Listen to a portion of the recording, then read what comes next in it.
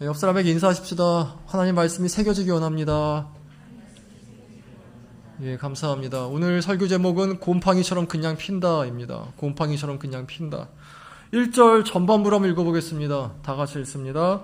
그러나 백성 가운데 또한 거짓 선지자들이 일어났나니, 여기서 말하는 백성은 구약의 이스라엘 시대의 백성들입니다. 여러분, 구약 시대 이단이 있었을까요? 없었을까요?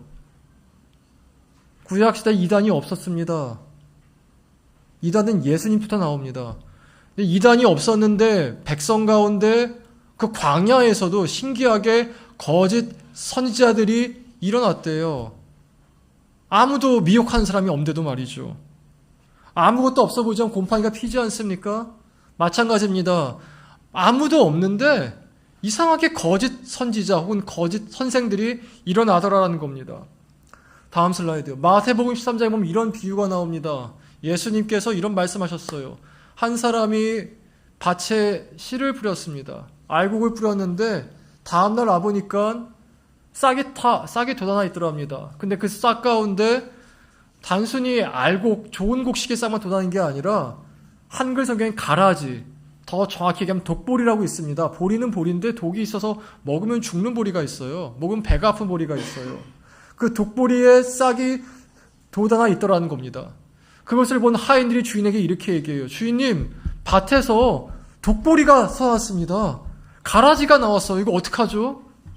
여러분, 지금이야 1년 농사가 안 중요하겠지만 그 당시는 1년 농사가 매우 중요하던 시기였어요. 1년 농사가 망치면 다 망치는 겁니다. 그래서 주인이 와서 보니까 정말 독보리가 쏟아나 있는 거예요. 팔 수도 없고 먹을 수도 없고. 이렇게 얘기합니다. 내가 잘 때 원수가 와서 씨앗을 뿌리고 갔나 보구나. 하인들이 얘기합니다. 다 뽑아버릴까요? 다 죽여버릴까요? 다 없애버릴까요? 주인이 이렇게 얘기하죠. 냅둬라. 너희가 잘못하다가 알고까지 죽일까봐 내가 염려된다. 항암 치료하면은 몸에는 백혈과 다 죽는다고 하죠. 방사선 찌면. 마찬가지입니다. 잘못하면 다 죽을 수 있으니까 냅두라는 거예요. 그리고 이렇게 말씀하시죠.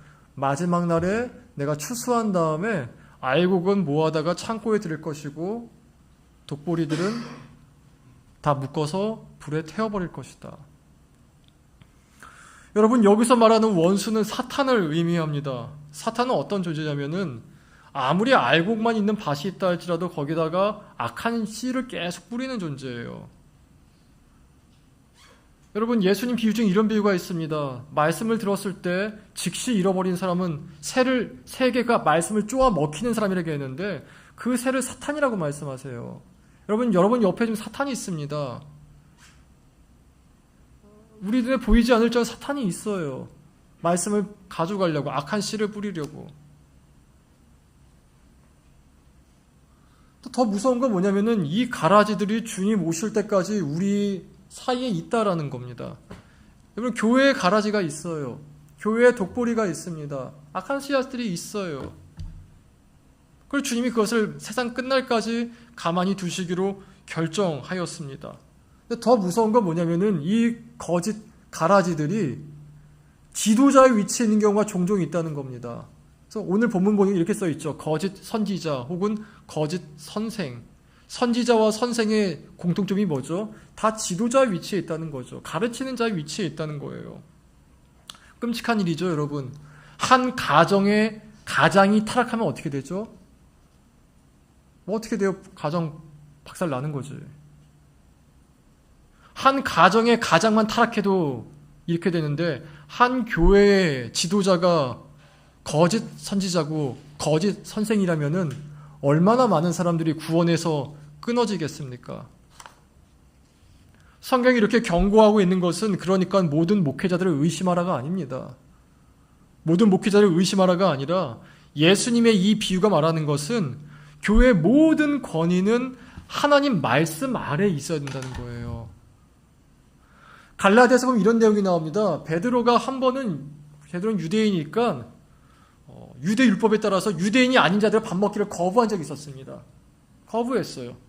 왜냐하면 유대인 율법상으로는 할례 받지 않는 사람과 밥 먹는 것을 죄로 여기고 있거든요. 근데 그것을 본 사도 바울이 이렇게 얘기해요. 베드로야, 어찌하여 네가 말씀과 반대된 일을 행하느냐. 여러분 당시 베드로는요 예루살렘 교회 담임 목사님이었어요. 바울은 그저 어떻게 요즘은 부교육자 정도예요.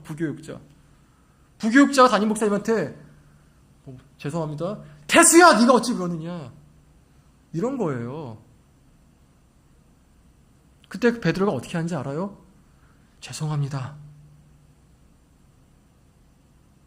대단하죠. 베드로가 겸손한 것도 있었는데 더 대단한 건 뭐냐면은 베드로도 바울도 하나님 말씀이란 권위 아래 있었다라는 거예요.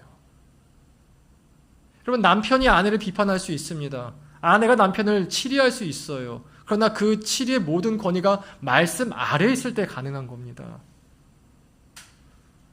그래서 여러분 우리는 반드시 하나님 말씀을 알아야 돼요. 여러분 제가 어린 목사고 어리석은 목사고 여기가 아무리 작은 교회라 할지라도 목회자가 말씀에 깨어 있으면은요 그 목회자 밑에 있는 양들은 구원에 이끌려 갑니다. 목회자가 뛰어나서가 아니에요. 말씀이 이끌고 가기 때문에 그래요. 그러나 아무리 큰 교회고 목회자가 박사기가 2개, 3개 있다 할지라도 말씀을 도외시하는 목회자, 말씀을 가볍게 여기는 목회자, 말씀보다 더 중요하게 여기는 목회자는요 결코 양들에게 구원에 이끌지 못합니다. 우리 모두는 말씀이란 최종 권위 아래에 있어야 돼요. 아까 연기가 기도할 때 하나님 날 사랑하시죠 물어봤는데 하나님이 날 사랑하신 걸 내가 어떻게 알죠? 하나님이 날 사랑하신다고 내가 어떻게 확신할 수 있죠? 성경에 쓰여 있기 때문에 확신하는 거예요. 하나님이 세상을 이처럼 사랑하사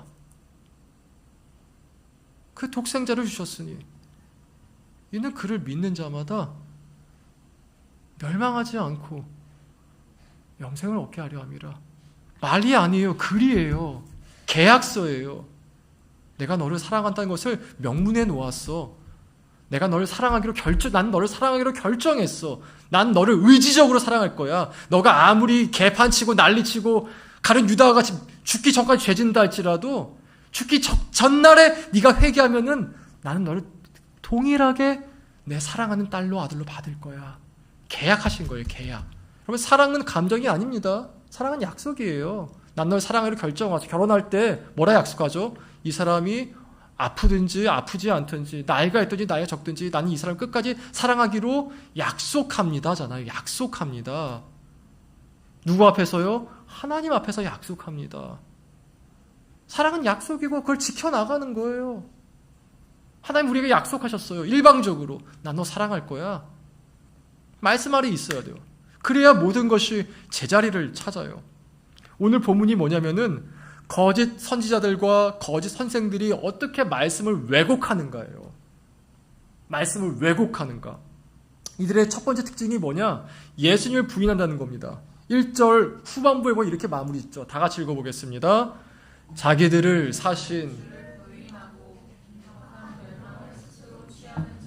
거짓 선지자들의 특징이 뭐냐면 예수님을 부인하게 해요. 예수님을 부인한다는 것은 예수님을 부정하는 게 아니라 예수님보다 다른 것을 더 앞에 둔다는 겁니다. 더 앞에 둔다는 거예요. 폴 워셔 목사님이 이런 설교하셨습니다. 현대에 들어서 성도들이 교회를 선택하는 가장 큰 기준은 예배의 스타일이 되었다. 난 이 교회 예배 스타일이 더 마음에 들어. 난 이 교회 스타일이 더 좋아. 이런저런 옮겨 다닌다는 거예요. 여러분 예배에서 제일 중요한 그 스타일이 나에게 맞냐 안 맞냐가 아닙니다.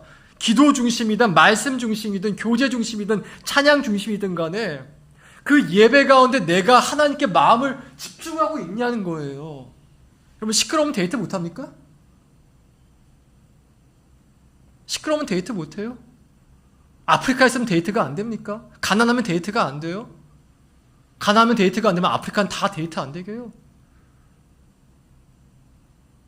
키가 작으면 뭐 사랑 못합니까? 아니죠. 정말 중요한 그 부분이 아니죠.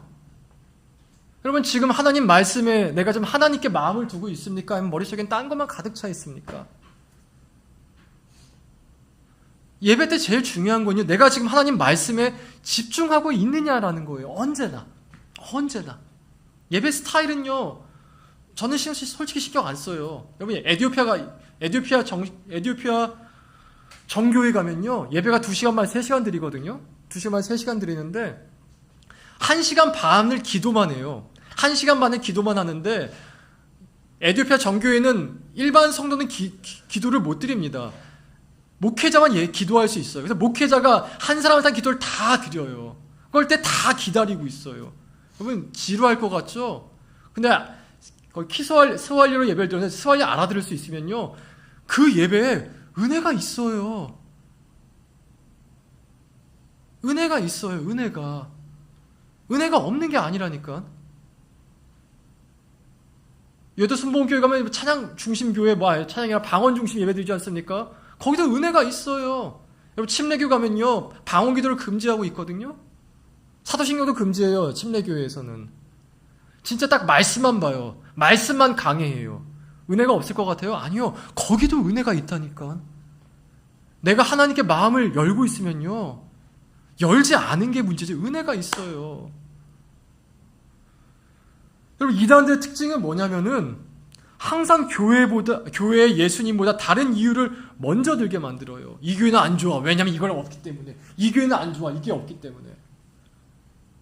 브래드 채플이라는 책에 나온 이단이 있습니다. 브래드 채플. 브래드 이발소가 아니라 브래드 채플.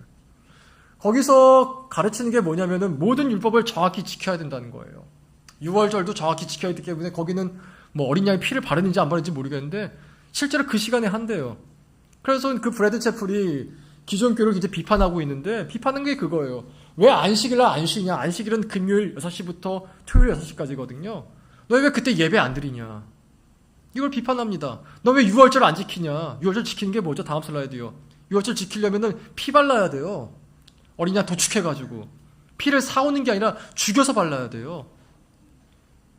그냥 하는지 안 하는지 모르겠어요. 근데 그걸 비판을 해요. 그런 식으로.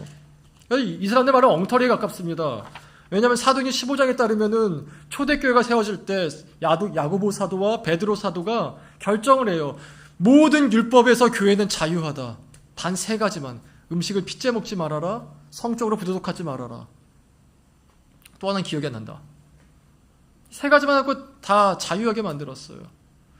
근데 여기 이 브래드 채플은 아니다. 율법 다 지켜야 된다. 무조건 지켜야 된다. 여러분 이 교회의 가장 큰 문제가 뭐냐면은 교회를 말하는데 예수님이 앞에 있는 게 아니라 율법을 지키는 것을 말하고 있다는 거예요. 여러분 교회는 반드시 늘 예수님 앞에 있어야 돼요. 언제나 예수님이 앞에 있어야 돼요. 언제나 예수님이 앞에 있어야 돼요. 여러분 오늘 예배드린 증거가 뭡니까? 여러분 예배드린 증거가 뭐냐 했을 때 내 안에 마음에 예수님이 가장 앞에 있으면 그게 예배드린 거예요. 늘 예수님이 앞에 있어야 돼요. 또 신처지는 뭐라 얘기합니까? 신처지 이렇게 얘기하죠. 기존 교회들은 다 구원 못 받았다. 왜? 요한계시록의 비밀을 모르니까. 여러분 어떤 지식이 날 구원합니까? 그러면 지체장애인들은 구원 못 받아요? 경계성 인격장애인 사람 구원 못 받는 겁니까? 말도 안 되죠. 구원은 어디서부터 오죠? 구원은 예수님부터 오는 거예요. 가톨릭의 구원이 있습니까? 개신교의 구원이 있습니까? 둘 다 없어요. 구원은 늘 예수님께 있는 거예요. 우린 예수님 바라봐야 돼요. 예수님. 근데 계속 예수님을 부인하고 예수님 앞에 우리 교회는 구제를 많이 해. 우리 교회는 성가대가 커. 우리 교회는 뭐 주차장이 넓어. 주차장은 망해야지. 여러분 만약에 여러분이 교회를 자랑할지 모르겠지만 공동체 자랑하면 이렇게 자랑하셔야 돼요. 내가 우리 교회에 1년 다녔는데 더 예수님을 사랑하게 되었어. 내 인생의 중심이 예수님이 있게 되었어. 이게 나와야 돼요. 그게 안 나오면 교회가 문제던가 내가 지금 예배를 안 드리고 있던가 둘 중에 하나예요. 성령은 우리로 하여금 계속 조명을 해주시거든요. 예수님 중심으로 계속 이동하게 만들어요. 나를 계속 치셔가지고 예수님 쪽으로 가야 돼. 예수님 봐야 돼. 예수님 닮아가야지. 부부싸움 했어요. 부부싸움 했는데 예수님 성령께서 어떻게 역사하시겠어요? 예수님은 어떻게 하셨을까? 회사에서 마음에 안 들어요. 아까 지휘가 기도할 때 세상의 악과 계속 마주한다고 그랬는데 세상의 악과 마주했어요. 나에게 부도덕한 걸 시켜. 부정직한 걸 시켜. 여러 생각이 돌아오죠. 어떻게 할까? 타협할까? 다 이러고 사는 거 아닌가? 성령은 어떻게 역사하죠? 딱 하나 질문 던지죠. 예수님이라면 어떻게 했을 것 같니? 말씀 찾아보게 되죠. 그리고 그것을 용기 있게 행하죠. 용기 있게 행하죠. 우리는 늘 예수님 앞에 있어야 돼요. 늘 예수님이. 이게 첫 번째 우리가 가야 될 방향입니다. 그리고 거짓 교사들은 계속 이것을 부인하게 만들죠. 예수님이 아니야. 공부해야지. 돈 벌어야지. 몸 건강해야지. 마음 다스려야지. 두 번째로 거짓 선생의 특징은 성적인 부도덕함이에요. 2절 읽어보겠습니다. 다 같이 읽습니다. 여럿이 그들의 호색하는 것을 저는 이 구절 보고 이런 생각이 들었습니다. 이단뿐만 아니라 일반 교회에서도 많은 성적으로 부정한 사건들이 일어나지 않았습니까? 그럼 이렇게 성적으로 부도덕한 교회들의 목회자들도 거짓 선생들인가? 근데 아니에요. 이 구절을 자세히 보면 이렇게 써 있습니다. 여럿이 그들의 호색하는 것을 따른대요. 다음 슬라이드. 얼마 전 넷플릭스에서 나는 신이다라는 다큐가 나왔었죠. 이단 중에 한 곳인 JMS를 비판하였는데 제가 이 JMS를 보고 놀랐던 게 뭐냐면은 그 교주의 이런 말도 안 되는 성적인 부도덕한 인들을 그 JMS 단체에서 옹호를 합니다. 그럴 수 있지 이렇게요. 담임 목사가 그럴 수 있지. 심지어 어떤 여자들은 그것을 따라요. 내가 그렇게 희생할 수 있지 담임 목사님을 위해서. 거짓 선생의 가장 큰 특징이죠. 근데 비슷한 시기에 미국의 대형 교회였던 윌로우 크릭 교회에서 담임 목사님인 빌 하이베스 목사님의 성추행 미투가 나오게 됩니다. 미투가 나왔을 때 어떻게 했느냐? 그 윌로우 크릭의 제자이자 동역자였던 당시 윌로우 크릭의 설교 목사였던 존 어트버그 목사님이 이 빌 하이베스 목사님을 데리고 와가지고 이게 그 사진이거든요. 공개적인 자리에서 빌 하이베스가 자신의 죄를 35,000명의 회중 앞에 공개하게 해요. 공개하게 하고 다 같이 회개하고 다 같이 윌로우 크릭 교회에서 물러나 버렸습니다. 재임에서는 완전히 달랐어요. 그 누구도 죄를 비난하지도 않았지만 죄를 정당화하지도 않았어요. 다 같이 회개하고 다 같이 물러나게 되었던 거죠. 여러분, 교회가 타락한 것과 교육자가 타락한 것과 다릅니다. 교육자는 부독한 일을 했을 때 교회에서 그것에 대해 회개하고 드러냈다면 교회는 건강한 거예요. 그거는. 교회가 타락한 것은 그러한 교육자든 그러한 성도든 간에 그러한 부도덕한 일을 정당화시키거나 숨기려 하면 그것이 문제예요. 정치가 타락한 게 뭐죠? 정치인의 타락을 찝지 못하는 거죠. 신천지 이만희 씨는 자신의 성도였던 한 사람인 김남희 씨가 마음에 들게 됩니다. 마음에 들자 이 이만희 씨가 멀쩡히 있던 아내와 이혼합니다. 이혼 사유 이거예요. 하나님이 너랑 이혼하라 그랬어. 때려 죽여야죠, 이런 놈들을. 그리고 자기만 이혼할 뿐 아니라 당시 새 아이의 어머니였던 김남희 씨도 강제로 이혼하게 만들어요. 너 이혼 안 하면은 하나님이 너 쳐 죽이신대. 정말 때려 죽여야죠, 이놈은. 그래서 둘이 같이 결혼했어요. 이만희, 김남희. 더 웃긴 건 나중에 또 이혼해요, 둘이. 더 무서운 게 뭔지 아십니까? 한 교회 목회자가 그렇게 이혼과 이혼을 반복하는데 그 교회 누구도 반대하지 않아. 그걸 찝지 않아. 오히려 따라가고 있어.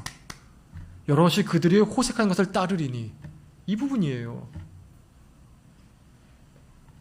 여러분, 교회 모든 사람들, 저기 은찬이로부터 제일 나이 많은 저까지 모든 사람들은 하나님 말씀이란 권위 아래에 있어야 됩니다. 반드시 그래야 돼요. 그것이 말씀인지 아닌지 모르겠다면은 여러분 양심 따라 하세요. 양심에 따라. 양심, 성경의 로마서에 보면은 양심도 하나님이 우리에게 주신 중요한 기 중에 하나입니다. 양심에 거리낀 일이 있습니까? 뭐든지 하지 마세요. 양심에 거리낀 일이 있다면은. 그 다음 잘 모르겠으면 말씀 따라가세요. 말씀 따라서. 말씀 아래에 거하는 게 교회입니다. 마지막으로 거짓 선생들은 하나님을 앞세워서 자신의 이득을 만들어갑니다. 3절 읽어보겠습니다. 다 같이 읽습니다. 그들이 탐심으로써 지어낸 말을 가지고 너희로 이득을 삼으니. 다음 슬라이드요. 2014년 세월호 사건이 일어났을 때 경찰이 가장 먼저 잡으려 했던 사람은 유병원이라는 사람이었습니다. 세월호는 세모그룹이라는 회사의 소유였고 이 회사는 기독교 복음 침례라는 명칭을 지닌 소위 구원파의 3명의 교주 중 한 명으로 알려진 유병원의 소유였기 때문에 그래요. 유병원 씨는 성도들의 헌금으로 회사를 만들었고 성도들을 그 회사에 취직시킨 다음에 노동을 착취하여 많은 돈을 벌었습니다. 그러다가 세월호 사건이 일어나게 된 거예요. 다음 슬라이드. 여러분, 통일교에서 가진 기업이 몇 개인지 아십니까? 150개랍니다. 일본, 미국, 한국에 150개의 기업을 통일교가 가지고 있어요. 대단하죠. 통일교가 더 큰 기업이 있습니다. 바티칸입니다. 여기는 군대가 있어요. 궁전이 있어요. 나라가 있어요. 그럼 바티칸이 이탈리아 마피아의 돈 세탁 장소인 거 아십니까? 얼마 전도 아니죠. 10년 전쯤에 한 추기경이 이거 양심 고백했다가 사라졌죠. 안 믿기시면 인터넷 검색해 보세요. 여러분, 3절의 의미가 이거예요. 교회는 헌금으로 운영됩니다. 헌금으로 운영되기 때문에 돈이 모여요. 근데 돈은 중립적인 거거든요. 돈은 선과학이 없어요. 선과학이 없는데 이 돈을 사용하는 사람이 탐심으로 들어가게 되면은요, 그 돈 가지고 탐심으로 자꾸 이득을 만들어내려고 그래요. 몇십 년 전, 한 40년 된 것 같아요. 여의도 순복음교회에서 조윤기 목사님 아들 중에 한 명이 교회의 돈 중 몇백억 가지고 주식 투자를 하게 됩니다. 주식 투자를 했다가 그 돈이 싹 날아갔어요. 싹 날아가고 난 다음에 그것을 알지 못했던 여의도 순복음교회 몇몇 장로님들이 여기를 고발을 하게 돼요. 엄청나게 시끄러웠던 사건이죠. 여러분, 제가 한번 물어보겠습니다. 교회에 남은 재산 가지고 주식 투자를 하면 되겠습니까? 안 되겠습니까? 왜 안 될까요? 탐심이 들어가기 때문에 그래요. 탐심이 들어가는 그 어떤 것도 교회의 돈이나 내 재산도 마찬가지. 어떤 의미에서는 주식도 여러분 공부하지 않았으면 하지 마세요. 탐심입니다. 그것도 어느 정도는. 그 어떤 교회의 돈도 탐심에 들어가게 쓰게 되면요, 절대로 안 됩니다. 땅 투기하면 될까요? 절대 안 됩니다.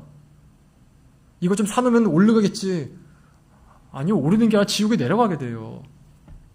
성경에 따르면 교회의 돈은 딱 4개 쓸 수 있어요. 4 종류. 첫 번째 교회 운영, 두 번째 선교, 세 번째 구제, 네 번째가 건축. 딱 이 4개만 쓸 수 있어요. 그 이상은 쓰면 안 돼요. 예찬이가 올해 시작할 때쯤인가 작년 말쯤에 저는 이런 얘기 한번 했어요. 목사님, 헌금에 대해서 설명 한번 해달라고. 저는 지금까지 한 번도 헌금 설교한 적이 없습니다. 헌금 설교가 필요하지 않아서가 아니라 헌금보다 더 중요한 게 있다고 생각하기 때문에 그래요.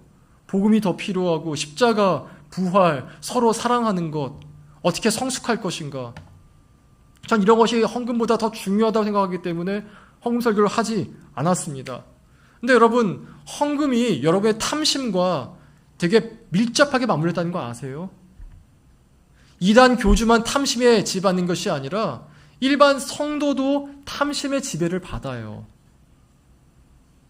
헌금 생각하실 때 여러분 가장 먼저 이거 기억하십시오. 히브리서 11장 3절에 보면은 의도적으로 아벨의 예배와 가인의 예배를 비교하고 있는데 하나님이 아벨의 예배를 받으시고 가인의 예배를 거부하시면서 이렇게 말씀하세요. 내가 아벨의 예물을 받았다. 가인의 예물을 거부했다. 이렇게 말씀하세요.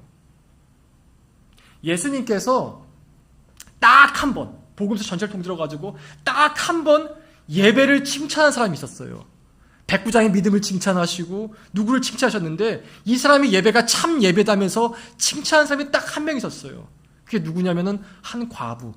그 과부가 2렙돈 헌금하는 것을 보고 그 사람의 예배를 칭찬하세요. 저 사람이 예물을 제대로 드렸다라고 얘기하면서. 여러분, 하나님께 예물과 예배는 다르지 않습니다. 아십니까? 예물과 예배가 다르지 않아요. 여러분, 제대로 된 헌금 생활을 하시려면 이렇게 하셔야 돼요. 헌금에 감사를 넣으십시오. 헌금에 감사를 넣으셔야 돼요. 이 얘기는 한번 했었습니다. 헌금을요, 전날 미리 찾든 당일날 아침 일찍 미리 찾든 찾아가지고 봉투에 넣어서 반드시 기도하고 드리세요.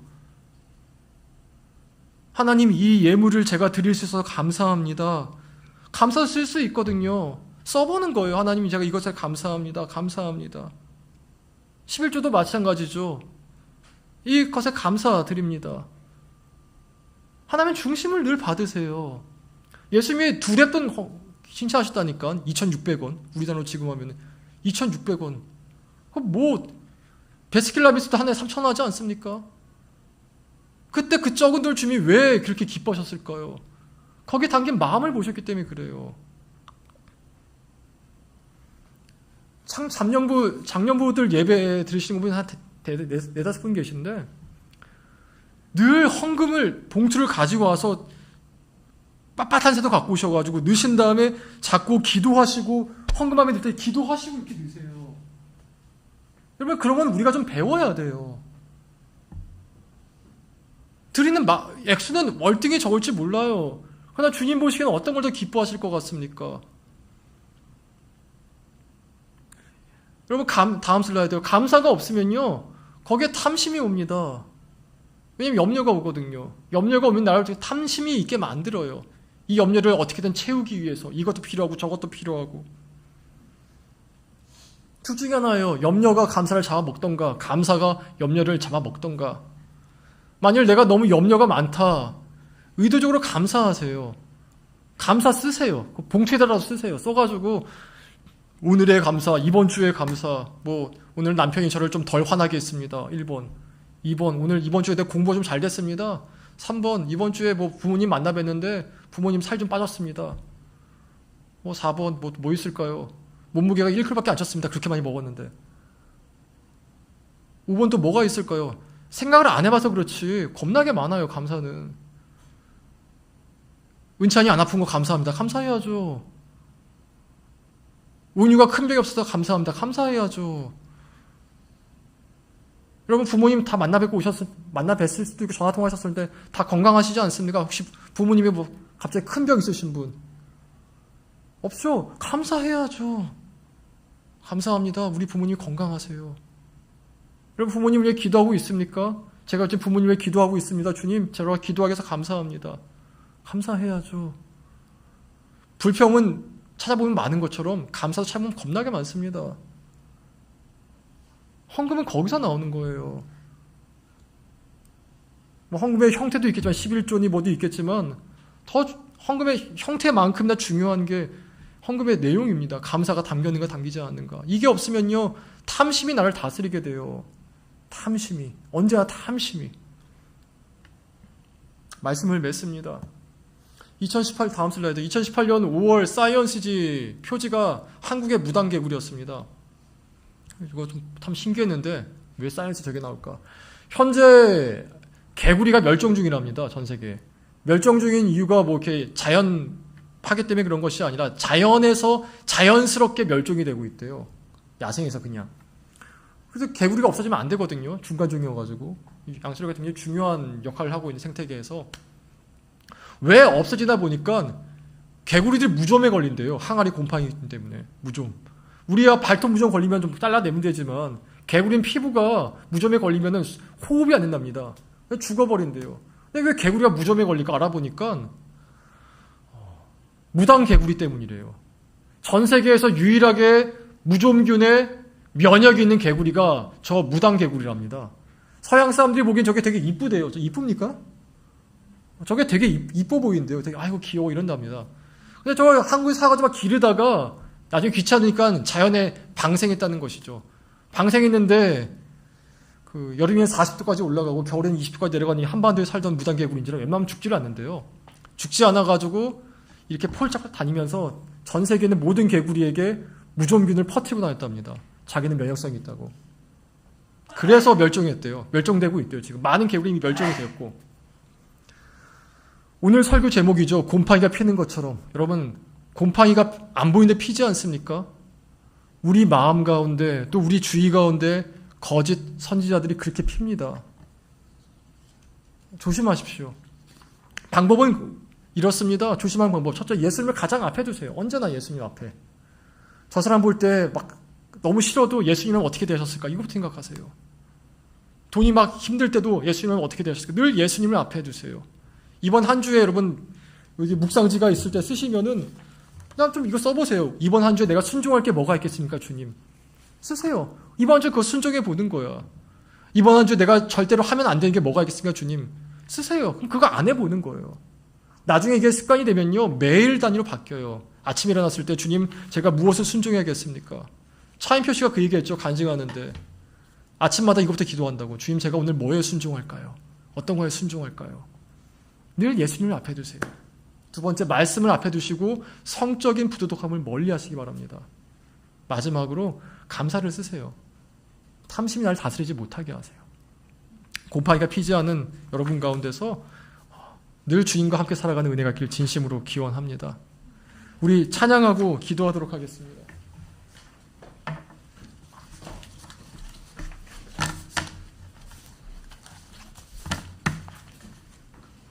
감사 위에 감사 찬양하겠습니다.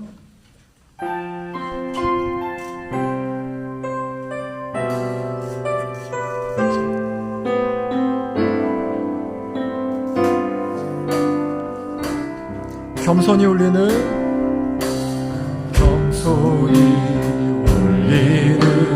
나의 기도 간구보다 감사를 드립니다. 응답하심도 거절하심도 기다리라 하심도 그저 감사. 간절히 울리는 나의 기도 간절히 울리는 나의 기도 간구보다 감사를 드립니다. 기쁜 날에도 고통 중에도 주가 일하심을 믿으며 감사 위에 감사를 덮을 때 은혜 위에 은혜가 쌓이네. 모든 일에 감사 모든 순간에 그리 아니하실지라도 감사 위에 감사를 덮을 때 감사 위에 감사를 덮을 때 은혜 위에 은혜가 쌓이네. 모든 일에 감사 모든 순간에 그리 아니하실지라도 감사. 이 시간 기도하실 때 하나님께 감사한 것 한 가지, 그리고 아까 말씀드린 순종할 것 한 가지, 이 두 가지를 주께 여쭤보고 감사드린 다음에 하나님께, 하나님 내가 이것을 지켜나갈 수 있는 힘을 달라고, 올 한 주가, 이번 한 주 가운데 감사하고 순종할 수 있는 힘을 달라고 간구하는 기도하십시다. 기도하겠습니다. 하나님 은혜를 감사합니다. 주님 나라가